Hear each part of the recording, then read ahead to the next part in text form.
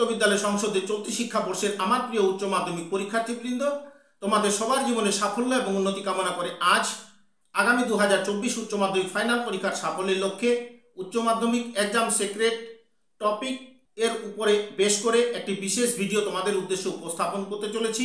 আমি আশা করব আজকের ভিডিও তোমরা প্রথম থেকে শেষ পর্যন্ত যদি দেখে নাও তাহলে তোমরা ফাইনাল পরীক্ষায় এই ভিডিও থেকে অনেকটা লাভ তোমরা তুলতে পারবে, এটা আমার বিশ্বাস। তাহলে চলো, যে কাজগুলো তোমাদের করা দরকার সেগুলো ধারাবাহিকভাবে তোমাদের সামনে উপস্থাপন করছি। পরীক্ষার দিনে তোমরা অনেকে তাড়াহুড়ো করে এক্সাম সেন্টারে পৌঁছে যাও অ্যাডমিট কার্ড না নিয়ে, সেটা যাতে না ঘটে সেটা তোমাদের প্রথমে মাথায় রাখতে হবে। এবং দ্বিতীয় ক্ষেত্রে এক্সাম সেন্টারে পৌঁছানোর পরে তোমরা নিজের অ্যাডমিট কার্ড মিলিয়ে নোটিশ বোর্ড থেকে দেখে নিবে কোন রুমে তোমার সিট হয়েছে। আবার সিটে বসে অনেকে তোমরা অযথা চিৎকার চেঁচামেচি করো, সেইটা না করে যদি চুপচাপ কিছু সময়ের জন্য যতক্ষণ পর্যন্ত হাতে খাতা না পাচ্ছ ততক্ষণ চুপচাপ থাকাই ভালো। তারপরে খাতা পাওয়ার পরে তোমরা অ্যাডমিট কার্ড মিলিয়ে তোমাদের নিজের নাম, রোল নং, রেজিস্ট্রেশন নাম্বার, পরীক্ষার তারিখ এবং বিষয় তোমরা অ্যাডমিট কার্ড মিলিয়ে ইংরেজিতেই লিখবে। এবং এগুলো হয়ে গেলে দেখবে খাতার একদম উপরে বাম দিকে সিগনেচার অফ ক্যান্ডিডেট বলে একটা জায়গা থাকে, সেখানে তোমরা নিজের নাম তোমরা সই করবে অ্যাডমিট কার্ড মিলিয়ে। তারপরে দ্বিতীয় পেজে তোমরা যাবে, সেইখানে গিয়ে স্কেলের সাহায্যে সমস্ত পাতায় তোমরা মার্জিন টানবে এবং মার্জিন টানা শেষ হতে না হতেই তোমাদের হাতে প্রশ্নপত্র তোমরা পাবে। অনেকেই তোমরা গোটা প্রশ্নপত্রটা পড়ো না, তাতেই তোমরা উত্তর করতে শুরু করে দাও। এইটা তোমরা কখনোই করবে না। প্রশ্ন পড়ার জন্য তোমাদের সময় থাকে 15 মিনিট, সেটা কাউন্সিল নির্ধারিত। তোমরা ধৈর্য সহকারে প্রশ্নটি পড়ে নেবে। তারপরে উত্তর করার সময় তোমাদের যে জিনিসটি মাথায় রাখতে হবে সেগুলো এবার তোমাদের সামনে উপস্থাপন করছি। তোমাদের লেখার ভাষা হবে মান্য চলিত অর্থাৎ চলতি ভাষা। লেখার সময় যাতে সাধু চলতি মিশ্রণ না ঘটে যায়, যেটা বাংলা ব্যাকরণে বলা হয় গুরুচণ্ডালী দোষ, এইটা খেয়াল রাখতে হবে।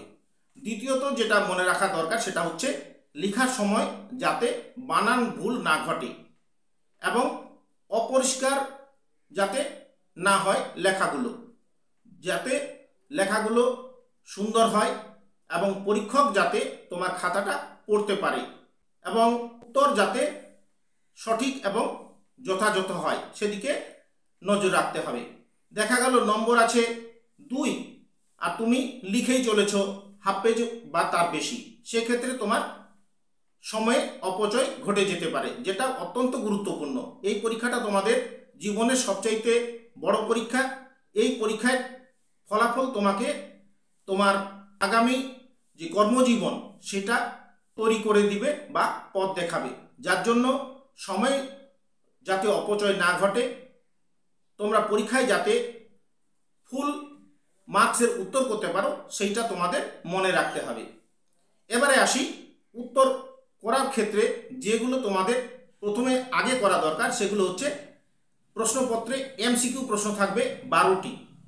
এমসিকিউর বিভাগ গতবারে যে কোশ্চিন এসেছিল তাতে খ বিভাগে ছিল, এবার খ বিভাগে থাকবে কি ক বিভাগে থাকবে সেটা বলা মুশকিল। যে বিভাগেই থাকুক তোমাদের বিভাগ দিতে হবে অর্থাৎ লিখতে হবে খাতার উপরের দিকে অর্থাৎ মার্জিনের ভেতরে, এবং মার্জিন বরাবর বাম পাশে তোমাদের দাগ নম্বর লিখতে হবে এবং ভিতরে উত্তর লিখতে হবে। তোমরা জানো এমসিকিউর প্রশ্ন এর উত্তর থাকে বিকল্প 4টি, ক, খ, গ এবং ঘ। যদি তোমার প্রশ্নটি পড়ে মনে হয় যে উত্তর ক হবে তাহলে ক লিখতে হবে এবং ক এর সঙ্গে যে উত্তরটি ছিল সেটি পুরোপুরি লিখতে হবে। এইটা বোঝানোর জন্য তোমাদের গতবারের একটি প্রশ্ন তোমাদের সামনে উপস্থাপন করছি। প্রমাণ নাম্বার 1, সেটি মার্জিনের বাইরে লিখবে উত্তর। তারপরে দাগ নম্বর 1, যুগল প্রসাদ রান্না করেছিল ড্যাশ। অপশন ক মুরগির মাংস, খ ভেড়ার মাংস, গ পাখির মাংস, ঘ পাঁঠার মাংস। সঠিক উত্তরটি হবে ক, পাখির মাংস। এবার তাহলে তোমাদের উত্তরটি কিভাবে লিখতে হবে আবারও বলছি। মার্জিন বরাবর রোমান নাম্বার 1, মার্জিনের ভিতরে উত্তর কথাটা লিখবে বা আনসার কথাটা লেখা যেতে পারে, যে কোনো একটি লিখতে হবে এবং তার সোজা দাগ নম্বর 1 দিতে হবে। একের পরে যে উত্তরটি তোমার পছন্দ, অর্থাৎ এখানে উত্তর হয়েছে ক, তাহলে তোমরা একের পরে সরাসরি ক লিখবে এবং ক এর পরের অংশটি উত্তর হিসাবে যেটা তোমার পছন্দ সেটি তোমাকে পুরোপুরি লিখতে হবে। এইভাবে তোমরা 12টি প্রশ্ন পাবে। 12টি প্রশ্ন তোমরা সুন্দরভাবে পরপর লিখে যাবে। একের পরে 2, 2-এর পরে 3। তোমরা 1 থেকে 8 পর্যন্ত প্রশ্ন থাকবে বইয়ের প্রশ্ন এবং 8 থেকে 12 পর্যন্ত যে 4টি প্রশ্ন থাকবে, প্রথমে 2টি প্রশ্ন থাকবে বাংলা ব্যাকরণ থেকে এবং পরের 2টি প্রশ্ন থাকবে বাংলা সাহিত্যের ইতিহাস থেকে। এবার পরের দাগ নম্বর রোমান 2 গতবারে ছিল, এবারও থাকার সম্ভাবনা, যদি থাকে তোমরা লিখবে। কিন্তু লেখার ক্ষেত্রে তোমাদের যে বিষয়টি আমি মাথায় রাখতে বলবো, একটা প্রশ্ন যখন লেখা শেষ হয়ে যাবে তখন তোমরা সমাপ্তি চিহ্ন দেবে এবং সমাপ্তি চিহ্ন দেওয়ার 1 ইঞ্চি নিচে তোমরা দ্বিতীয় দাগ নম্বর তোমরা দেবে। যেমন গতবারে ছিল দাগ নম্বর 2, তোমরা বাইরে রোমান 2 লিখবে এবং ভিতরে আবার আগের মতোই উত্তর বা আনসার কথাটা লিখবে এবং দাগ নম্বর 1, 2, 3, 4 করে 8 নম্বর এখানে ক্রমিক নম্বর থাকবে, ক্রমিক সংখ্যার প্রশ্ন থাকবে। তোমরা যে 6টি প্রশ্ন তোমাদের পছন্দ হবে সেটি তোমরা লিখবে। লেখার ক্ষেত্রে উত্তর তোমরা লিখবে 3 নম্বরের জন্য 1টি বাক্য হতে পারে, 2টি বাক্য হতে পারে, কিন্তু 3টি বাক্যের যাতে বেশি না হয় এটা তোমরা মাথায় রাখবে। এবং গতবারে যেমন বিভাগ ক এ বাংলার কবিতার, গল্পর এবং প্রবন্ধের প্রশ্নগুলো ছিল, এবারও ঠিকভাবে সেভাবে থাকার কথা। থাকলে তোমরা পরপর প্রশ্নগুলো লিখবে। তোমাদের যেটা আমি সবচাইতে মনে রাখতে বলবো বিশেষ করে সেটা হচ্ছে সময়টা যাতে তোমাদের হাত থেকে গড়িয়ে না যায় সেটা তোমাদের খেয়াল রাখতে হবে। এবার বাংলা ছাড়াও ইংরেজির উত্তর তোমরা যদি করো ইংরেজির দিনে, তাহলে সেখানে তোমরা ইংরেজি প্রশ্নপত্রের মোট সিরিয়াল পাবে 1 থেকে 17। এক দাগে 4টি এমসিকিউ প্রশ্ন থাকবে, 2 দাগে তোমাদের 3 মার্কের 2টো প্রশ্নের উত্তর দিতে হতে পারে এবং 3 দাগে 5 নম্বরের একটি প্রশ্নের উত্তর দিতে হবে। এই 3টাই ক্রমিক নম্বর হচ্ছে তোমার ইংরেজির গল্পের এবং 4, 5, 6 ক্রমিক নম্বর যেটা থাকবে সেটা কবিতার জন্য থাকবে এবং কবিতার প্রশ্নগুলো প্রথমে 4 দাগে এমসিকিউ প্রশ্ন থাকবে 4টি, তারপরে সংক্ষিপ্ত প্রশ্ন 2টির জন্য 5 দাগ এবং 6 দাগে আবার একটি প্রশ্ন তোমাদের লিখতে হতে পারে। 7 দাগে থাকবে নাটকের প্রশ্ন শুরু হবে এবং চলবে 8, 9 পর্যন্ত এবং 10 দাগে গিয়ে শুরু হবে ইংরেজি গ্রামারের প্রশ্ন। দাগ নম্বর থাকবে 10, 11, 12। তারপরে 13 দাগে একটা সাবস্টেন্স আসবে, 14 দাগে লেটার থাকবে অর্থাৎ চিঠি, 15 দাগে রচনা লিখতে হবে, 16 দাগে ইংরেজি সাহিত্যের ইতিহাস এবং 17 দাগে কম্প্রিহেনশন অর্থাৎ আনসিন থাকবে। এবং বাংলার ক্ষেত্রে আরেকটি কথা যেটা ছুটেছে সেটি তোমাদের সামনে বলি।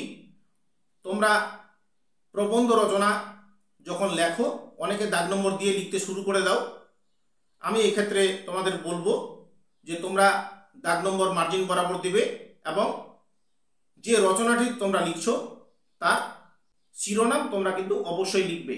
তারপরে ভূমিকা দিয়ে পয়েন্ট যতগুলো তোমার পছন্দ সেগুলো তোমরা লিখবে, লাস্টে উপসংহার তোমরা দেবে। অন্যান্য পরীক্ষায় আর যে বিষয়গুলো আছে সেগুলোর ক্ষেত্রে 2-1টি কথা তোমাদের সামনে তুলে ধরছি। যেমন বাংলা ইংরেজি ছাড়াও ইতিহাস, তারপরে শিক্ষা বিজ্ঞান, রাষ্ট্রবিজ্ঞান, বায়োলজি, আরও অন্যান্য যে বিষয়গুলো আছে প্রত্যেকটা বিষয়ে কিন্তু 4টা বিভাগ থাকবে। প্রথম বিভাগ, ক বিভাগ এবং খ বিভাগ তোমাদের বলেছি আমি ক বিভাগে শর্ট কোশ্চিন 12টা, খ বিভাগে 2 মার্কের কোশ্চিন 6টা এবং গ বিভাগটা অত্যন্ত গুরুত্বপূর্ণ। এখানে 9টি প্রশ্নের উত্তর তোমাদের দিতে হবে এবং প্রত্যেকটার জন্য মার্ক থাকবে 4। যেমন অনেকে আমাকে বলেছো রাষ্ট্রবিজ্ঞানের প্রশ্নের উত্তরগুলো অত্যন্ত বড়, এক্ষেত্রে কি করা দরকার? আমি তোমাদের বলি, রাষ্ট্রবিজ্ঞানের প্রশ্ন সত্যিই বড়। যেমন এবারে আসার মতো প্রশ্ন রাষ্ট্রপতির ক্ষমতা এবং কার্যাবলী, এবং দ্বিতীয় প্রশ্ন অত্যন্ত গুরুত্বপূর্ণ রাষ্ট্রবিজ্ঞানে, সেটা হচ্ছে সুপ্রিম কোর্টের কার্যাবলী। তো এই ক্ষেত্রে এই প্রশ্নগুলি তোমাদেরকে আমি বলবো, আগে তোমরা দেখে নেবে কত নম্বরের প্রশ্ন, 4 নম্বরের না 5 নম্বরের। যদি 4 নম্বরের হয় তাহলে তোমরা 5টা পয়েন্ট লিখবে এবং 5 নম্বরের হলে 6টা পয়েন্টের বেশি তোমরা লিখবে না। এবং যে পয়েন্টগুলো তোমরা লিখবে সেগুলো তোমরা আগে থেকেই ঠিক করে নেবে এবং লেখার ক্ষেত্রে যাতে সময়ের অভাব যাতে তোমাদের না ঘটে। তোমাদের মাথায় রাখতে হবে 9টি প্রশ্নের উত্তর অত্যন্ত গুরুত্বপূর্ণ। 9টি প্রশ্ন যদি তোমরা ঠিকঠাক করে নিতে পারো এবং পরবর্তী ঘ বিভাগে আরও 4টি প্রশ্ন লিখতে হবে, সেগুলো যদি তোমরা ঠিকঠাক করে নিতে পারো তাহলে তোমরা পরীক্ষায় ভালো নম্বর তোমরা ক্যারি করতে পারবে। এবং আমার বিশ্বাস, আমি যে কথাগুলো বললাম এগুলো যদি তোমরা ফুলফিল পূর্ণ করো বা মনে রাখো তাহলে তোমরা 90+ নম্বর পাবেই, এতে সন্দেহের কোনো অবকাশ নেই। আবারও এমনি ক্ষেত্রে কিছু কিছু জিনিস দেখা যায় যে তোমরা অনেকে আছো যে পরীক্ষায় ভালো তোমরা লিখতে পারলে না বা ভালো হয়তো হলো না, সেই ক্ষেত্রে তোমরা অনেক ক্ষেত্রে লিখে দাও যে স্যার ভালো পরীক্ষা দিতে পারলাম না, দয়া করে নাম্বার দিয়ে দেবেন। বা অনেকে গান লিখে দাও বা কবিতা লিখে দাও। এটা কিন্তু কোনো সময় বাঞ্ছনীয় নয়, এ ধরনের কাজ কিন্তু তোমরা করবে না। এবং খাতা লিখতে গিয়ে অনেক সময় দেখা যায় খাতায় কাটাকাটি হয়ে গেল, তাহলে সেক্ষেত্রে ওই প্রশ্নটা পুরোপুরি কেটে দিয়ে সুন্দর করে তোমরা আবার লিখবে ধৈর্য সহকারে। এবং যদি তোমাদের যে খাতাটি প্রথমে দিয়েছিল সেই খাতা ছাড়াও তোমরা যদি লুজ পেজ নাও, সেক্ষেত্রে তোমরা লুজ পেজের মধ্যে তোমরা তোমাদের নাম, রোল নাম্বার এবং রেজিস্ট্রেশন নাম্বার সুন্দর করে লিখবে এবং সেখানে ক্রমিক নাম্বার কিন্তু দিতে হবে পাতার। এগুলো যদি ঠিকঠাক লিখে নাও তাহলে তোমরা একটা ভালো নম্বর আশা করতেই পারো। যাই হোক, এতক্ষণ সময় ধরে তোমরা যারা আমার উপস্থাপনায় আমার চ্যানেল ওপেন এডু স্টারের আলোচনা তোমরা শেষ পর্যন্ত শুনছিলে, তোমাদের সবার জীবনের সাফল্য এবং উন্নতি কামনা করে আজকের মতো আমার আলোচনা এখানেই সমাপ্তি করছি। সবাইকে ধন্যবাদ।